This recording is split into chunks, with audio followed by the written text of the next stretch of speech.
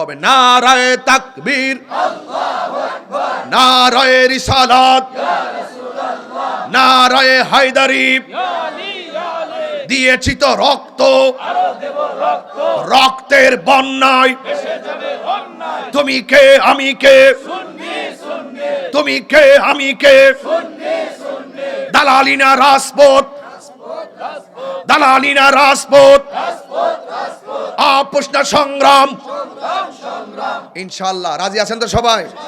সবাই যার যার জায়গায় দুর্গ গড়ে তোলেন। ডাক আসতে পারে যে কোনো মুহূর্তে।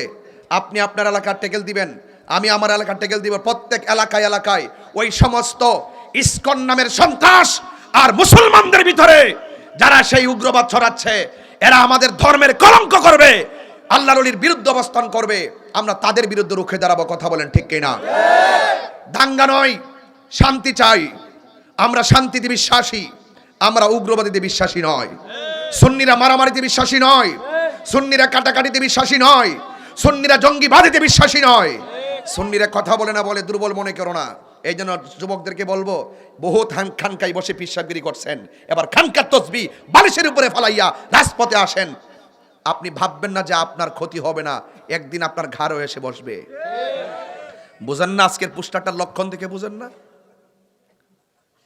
বুঝেন না পুস্টারের লক্ষণ থেকে? বুঝেন না?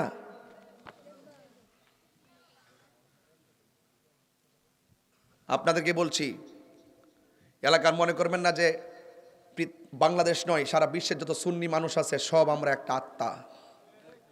ওই মুর্শিদপুর ময়মনসিংহ ওই শেরপুর আক্রমণ করছে, আপনি বলতেছেন যে মেহারিত বৈশা, আরে ওখানে মারছে, আমরা কি তুইছে? এই হইল মুনাফিক নাম্বার 1। ঠিক কি না বলুন? এরা মুনাফিক নাম্বার 1। প্রয়োজনে ওই সমস্ত বাতিলদের বিরুদ্ধে যুদ্ধ করার আগে প্রয়োজনে মুনাফিকদের বিরুদ্ধে যুদ্ধ হবে। এই মুনাফিকদের কারণে সুন্নিয়তের ক্ষতি হচ্ছে। এই কারবালা হয়েছে কার জন্য? দাড়িওয়ালা, টুপিওয়ালা, পাগড়িওয়ালা, এই সমস্ত মুনাফিকদের কারণেই মুসলমানদের ক্ষতি হয়েছে। ইমাম আলী মুকাম গলার তাজা রক্ত দিয়েছে। কথা বলেন ঠিক কিনা?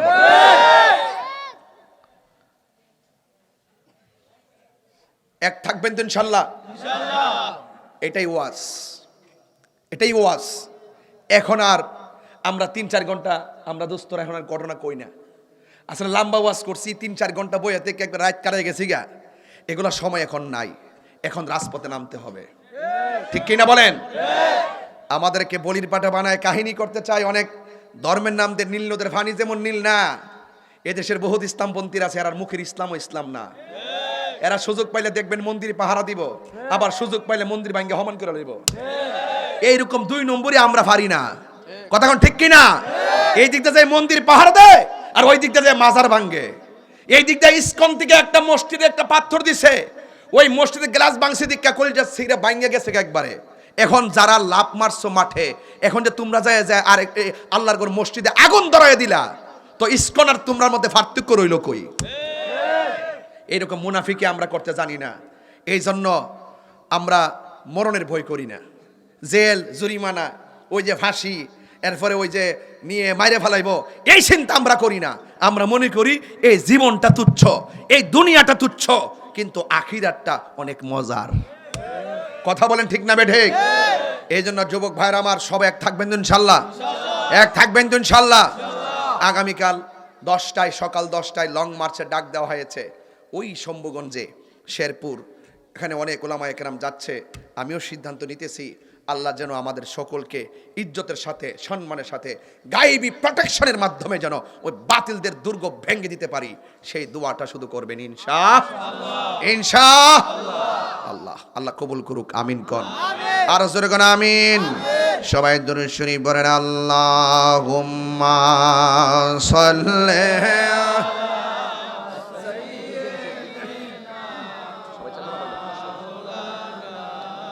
মুহাম্মাদ ওয়া আলা আলি সাইয়্যিদিনা।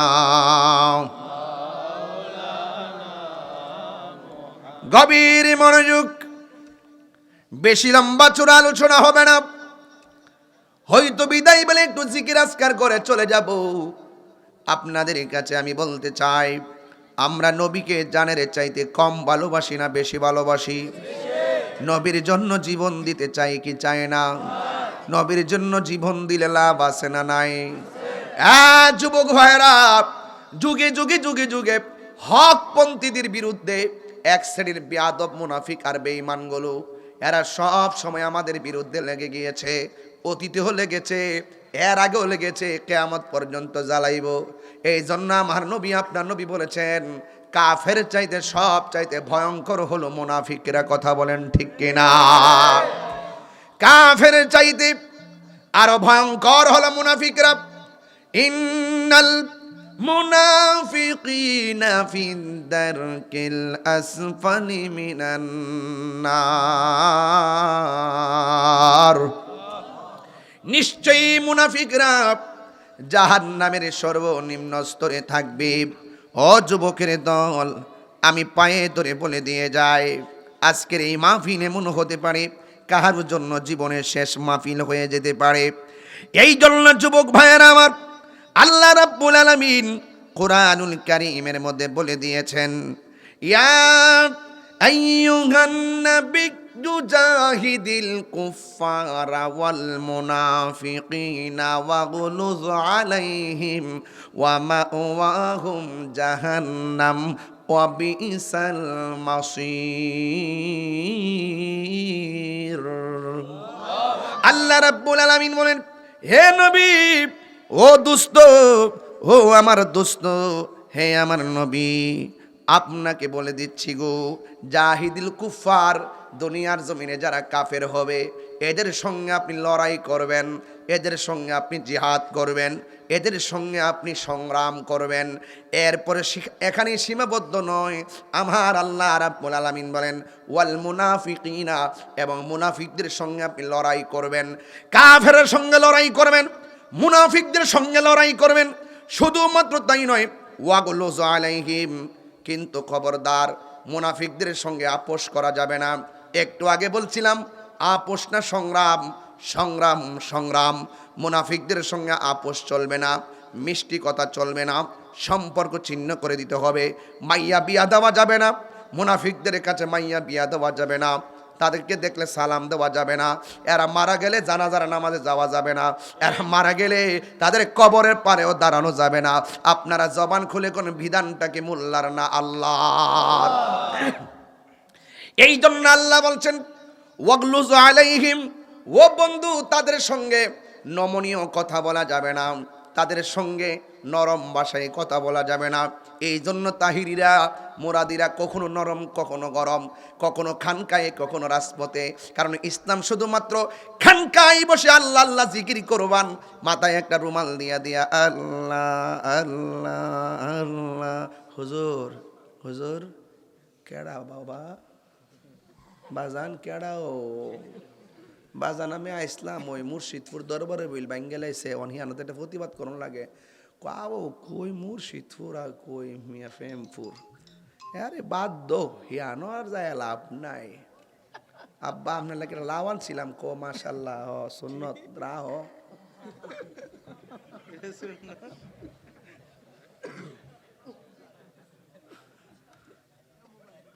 গরুটা দিলে কেউ, ও কি দরকার ছিল?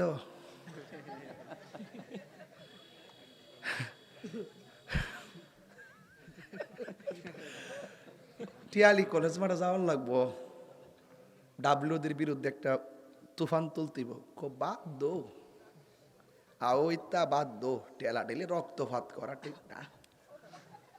আর যদি আপনি কোন বাজান একটু মধু আনছিলাম, ও গাছের মধু, কি দরকার আমার ডায়াবেটিস, আচ্ছা আনছো যখন থো।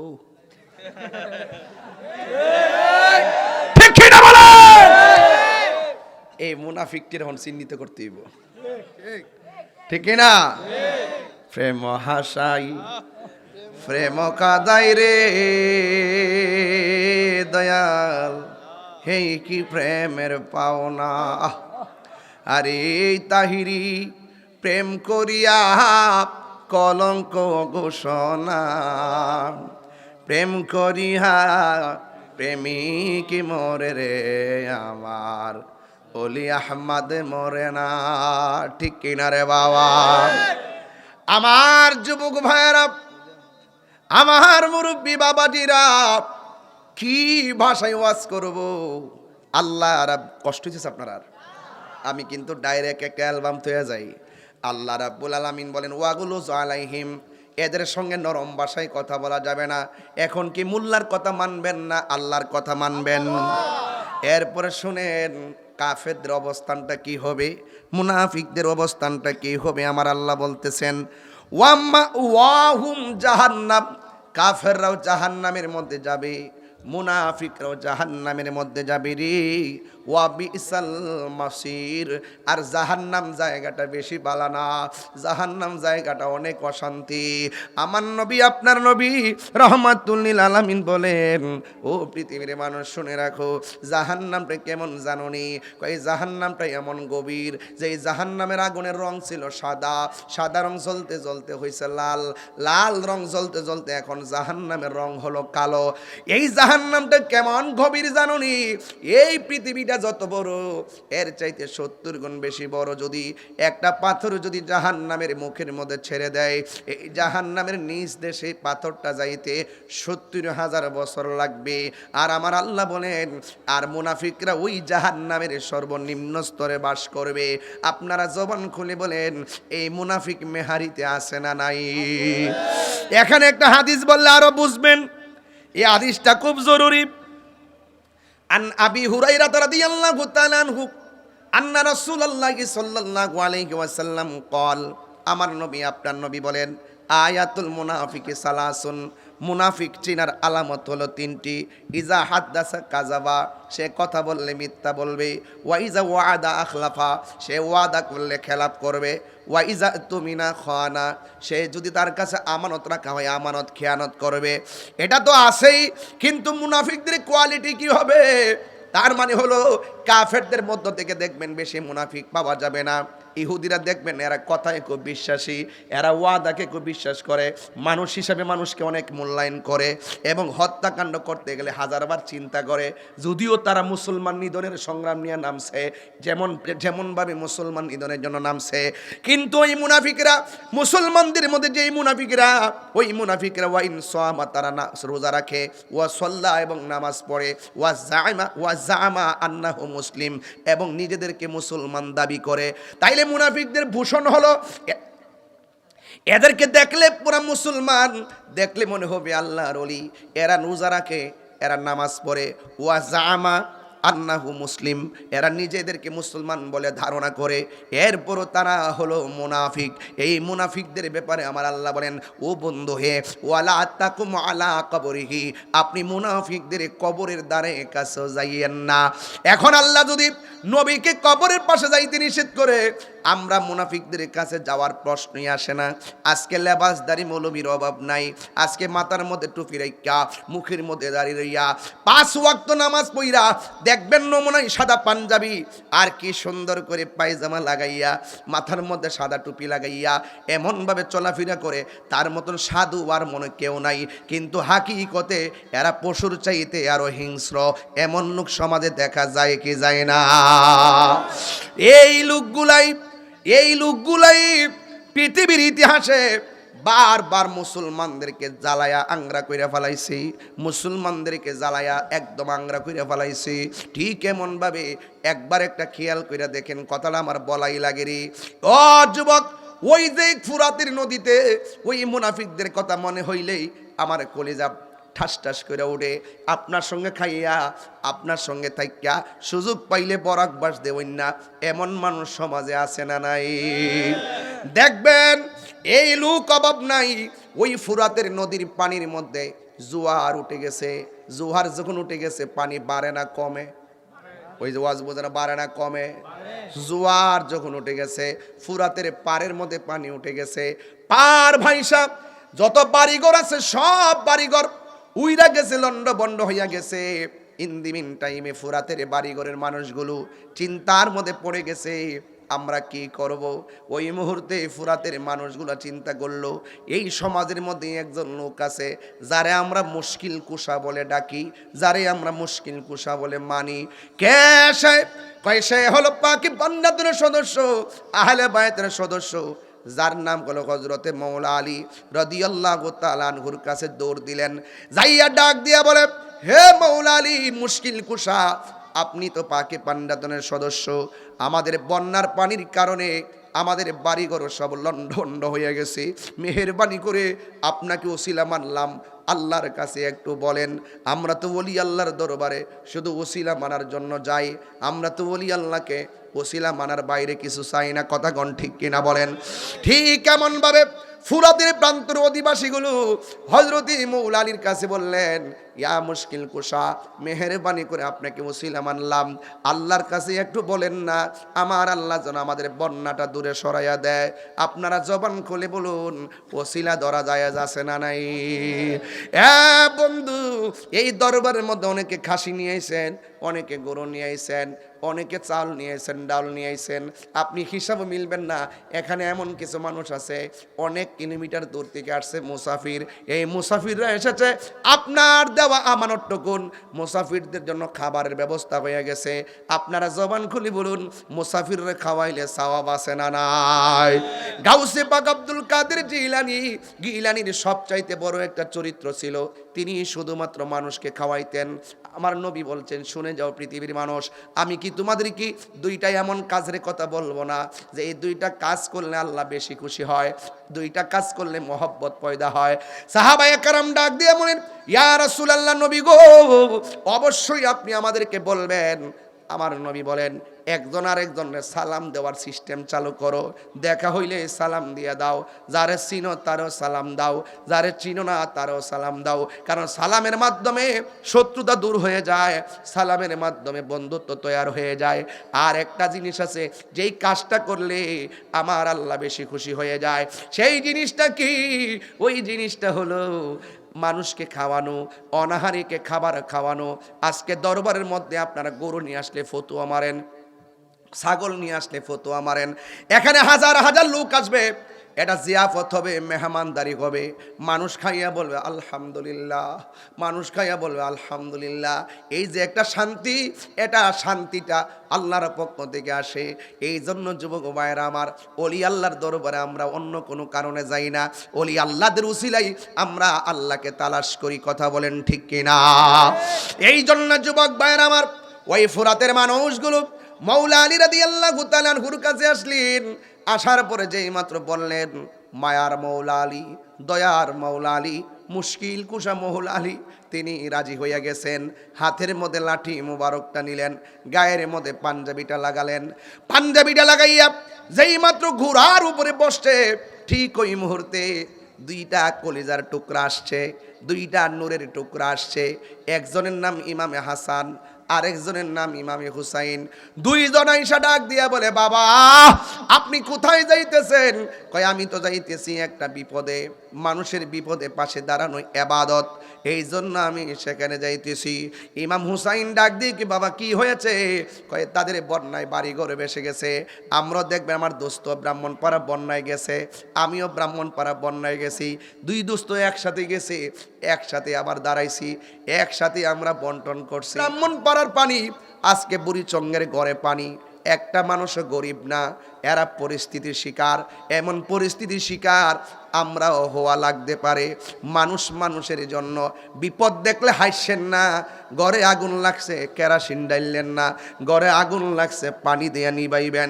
একটা মানুষ বিপদে পড়ে গেছে, ও যুবক পারলে বিপদটা উদ্ধার করে দেন। এটার নামই হলো humanity is the very important element for our life. মানুষের জীবনে মানবতাটাই হলো সবচাইতে বড় সম্পদ। এই জন্য ঘরের পাশে ঘরের মানুষটা কুরবানি দিতে পারে নাই, আপনি কুরবানি দিয়েছেন, সুন্দর করে নিজে খাওয়ার আগে গোশতটা তার ঘরে পৌঁছাইয়া দেন। আপনার ঘরের রান্না গোশতের গ্রান যেন তার নাকের মধ্যে না যায়, ওই নাকের মধ্যে ওই গ্রানটা যাওয়ার আগে তার ঘরের মধ্যে গোশতটা পৌঁছাইয়া দেন, যেন তার ঘরের রান্নার গ্রান আপনার মাঝে আসে। আপনি যেন না খাইও বুঝতে পারতেছেন আমি হাসার আগে একটা অনাহারীর মুখে হাসি ফুটাইছি। এটার নাম হলো ইসলাম। ও যুবকের দল, হুজুর মাওলা আলী রাদিয়াল্লাহু তাআলা আনহু যখন তিনি ঘোড়ার মধ্যে বসলেন, দুইটা সন্তান ডাক দিয়ে, কি আব্বা, মানুষের বিপদে আপনি শুধু পাশে যাবেন, আপনার সন্তানগুলোকে পাশে যাবে না। দুইটা সন্তান ডাক দিয়া বলে, ও বাবা, মেহেরবানি করে আমাকে সামনে বসান, আমার বাইরে পিছনে বসান, আপনি মাঝখানের মধ্যে বসে যান। এবার মাঝখানের মধ্যে বসে গিয়েছে। বসার পরে দুইজন বাপ, দুইজন সন্তান আর মৌলা আলী রাদিয়াল্লাহু তাআলা আনহু নিয়ে চলে গেলেন। ওই জায়গার মধ্যে যাইয়া 2 রাকাত নামাজ পড়ছে। মনে রাখবেন, আল্লাহর কাছে যত চাইবেন 2 রাকাত নামাজ হাজত পড়বেন, হাজত পইরা আল্লাহর কাছে চাইবেন।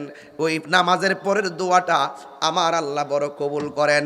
মৌলা আলী রাদিয়াল্লাহু তাআলা 2 রাকাত নামাজ পইরা 2টা হাত বাড়াইয়া মুখের মধ্যে মেসেজ কইরা হাতের মধ্যে লাঠি মোবারকটা নিয়েছে। ও বন্ধু রে, ও মেহারির বাবা, এবার হাতের মধ্যে লাঠিটা লইয়া মৌলা আলী রাদিয়াল্লাহু তাআলা আনহু মাটির মধ্যে একটা গায়ে দিছে। দেওয়ার পরে 2 ফুট পর্যন্ত লাঠি মোবারকটা মাটিতে ডুবে গেছে। মাটির মধ্যে যখন ডুবে গেছে, ফুরাতের প্রান্তরে মানুষগুলা বলতেছে, আলী গো, আপনি তো লাঠি মোবারক 2 হাত মাটির নিচে ঢুকাইলেন না। আমরা তাকায় দেখতেছি জোয়ারের 2 ফুট পানির সাথে সাথে কমে গেছে। 2 ফুট পানি কমে গেছে। ওই মুহূর্তে আবার তিনি আল্লাহু আকবার বলে লাঠি মুবারকটার মাটির মধ্যে গেড়ে দিয়েছে। আবারও 2 ফুট পানি কমে গেছে।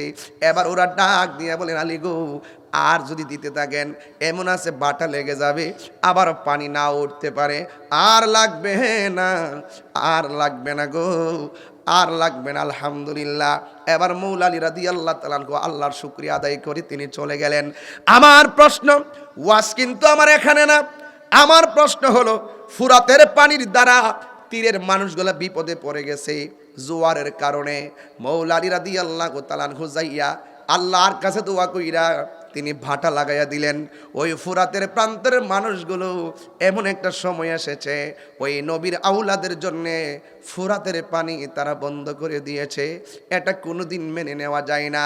এই পানিটা যদি খ্রিস্টানে বন্ধ করত, এই পানিটা যদি ইহুদিরা বন্ধ করত, এই পানিটা যদি হিন্দুরা বন্ধ করত, মনটার মধ্যে বুঝ দিতাম এই পানিটা বন্ধ করছিল মুনাফিক মুসলমানরা।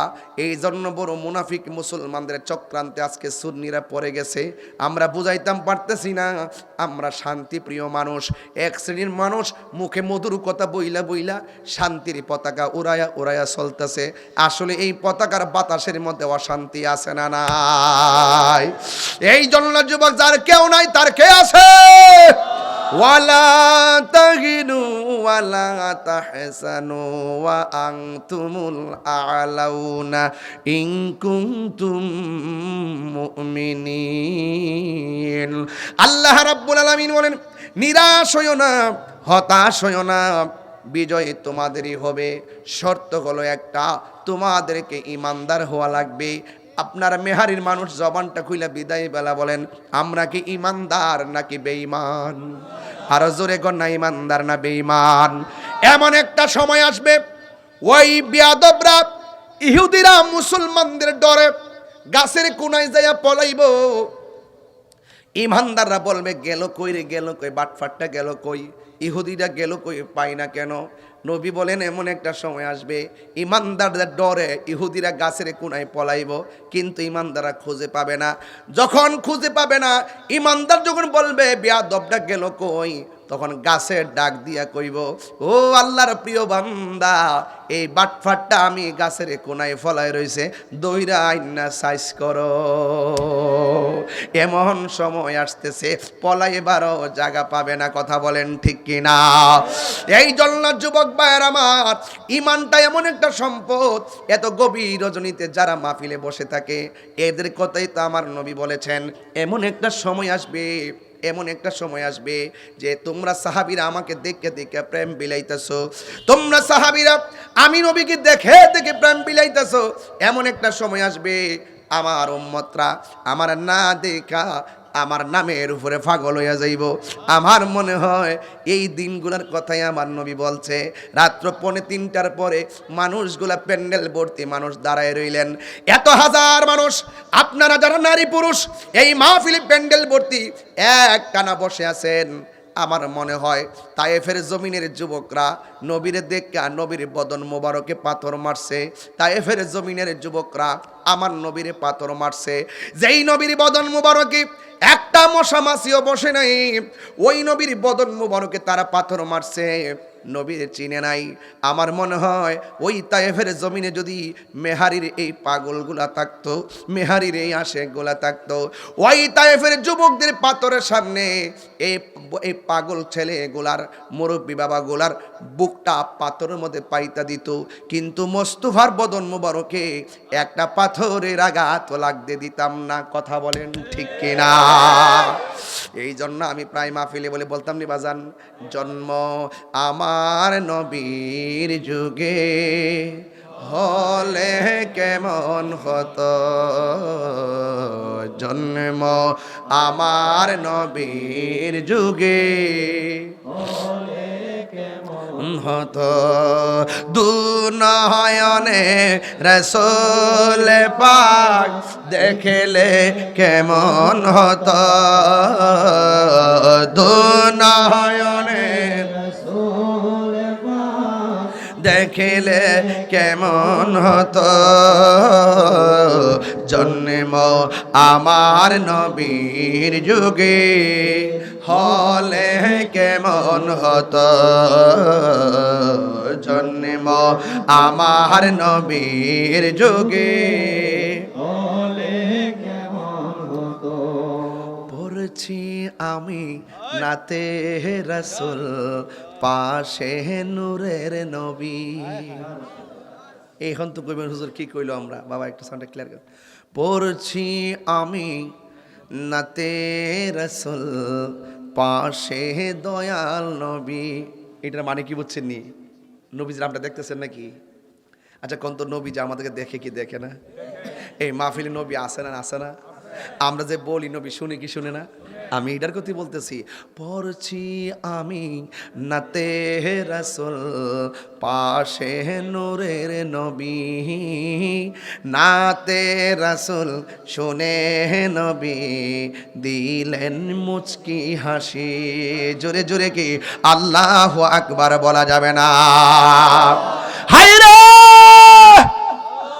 এ আমার মেহারির বাবা, আমার নবী মাহফিলটা দেখার ক্ষমতা আছে না নাই? নবী দিদিকে সেই ক্ষমতা দিয়েছে কে? তোমার চোখ যদি হয় আবু জাহেলের চোখ, তুমি নবীকে দেখবা না। আমাদের চোখ হলো আবু বকরের চশমা। কথা গণ ঠিক কিনা? আমরা নবীর স্বচক্ষে না দেখলেও আমাদের বিশ্বাস আছে নবী আমরারে দেখতেছে। কথা বলেন ঠিক কিনা?